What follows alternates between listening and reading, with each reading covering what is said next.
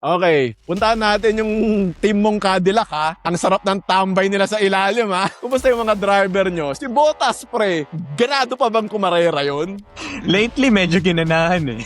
Ngayon, so far ha, yung performance ni Bottas first half. Kung ikaw, team principal ng Cadillac, isante o stay? I'm gearing towards for him to stay. Kasi, hindi maganda yung status ni Colton Herta sa F2. Isa rin siya sa mga kulalat boys sa F2 eh. Okay, sino si Colton Herta para sa mga followers? Siya yung American na IndyCar driver na nag-iipon ng super license points sa F2 for him to be able to race dito nga sa American team na Cadillac. Kasi ang purpose naman talaga ng Cadillac is to have an all-American team. Oh. Pero sa ngayon, yung status ni Herta, hindi siya talaga nag-excel pa. So, if Cadillac still wants to gather data and then to improve the team with experienced drivers with Bottas and Checo, both of them will stay if I'm to decide kung ako yung team principal.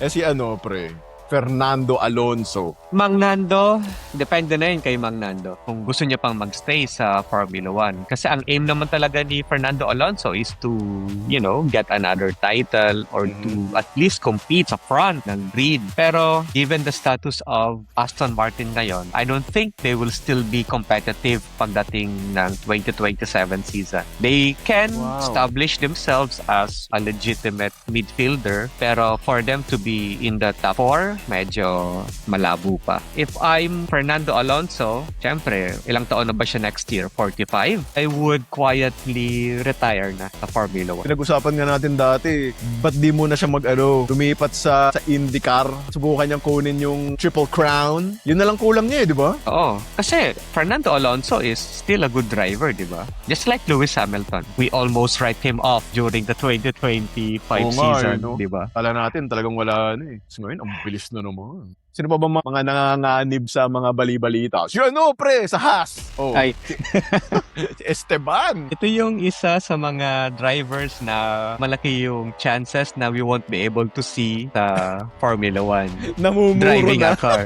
Kasi maraming nakaabang sa Haas. Kasi ang kinukuha ng Haas talaga yung mga drivers na nasa Ferrari Drivers Academy na nasa F2 ngayon. And maraming mga drivers na may potential talaga na pumalik kay Esteban Ocon.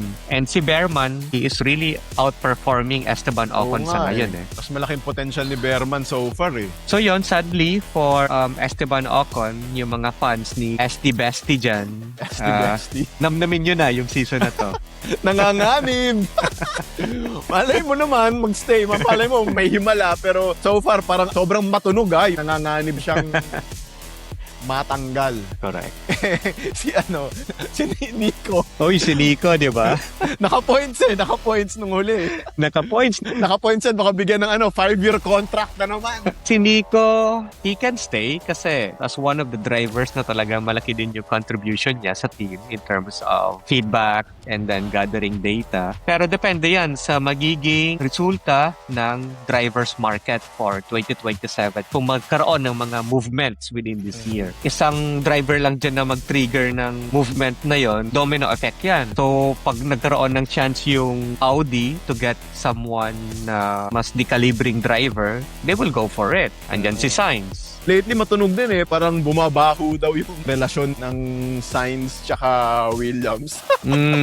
Yes, correct. Isa rin yan sa magte-trigger ng movement sa driver's market for 2027. Sayang eh, very promising sila last year eh, no? Yeah, sayang talaga. Naging backmarkers. So yan, abangan natin yung mga drivers na to. Bottas, Alonso, Ocon, and Hülkenberg. If they will stay or they will go. Mga namumuro yung mga yan, nanganganib.